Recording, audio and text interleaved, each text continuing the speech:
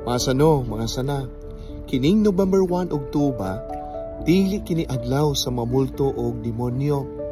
Ang November 1, kini usa ka dakong kasaulugan sa tanang mabalaan.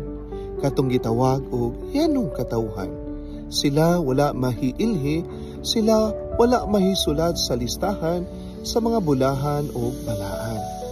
Kini sila wala pagayod mapasidunggi ug kan sa ngalan dili makitaan sa liturhikanhong kalendaryo sa atong simbahan. O nga mga sano, mga sana, ang inyong mga anak ayaw intawon anara sa pagsulob o make-up sa maot nga hitsura.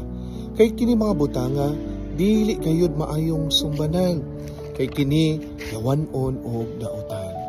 Hinoon may mayi og bistihi sila sa mga maayo ug sulundong hiyas niining kinabuhia.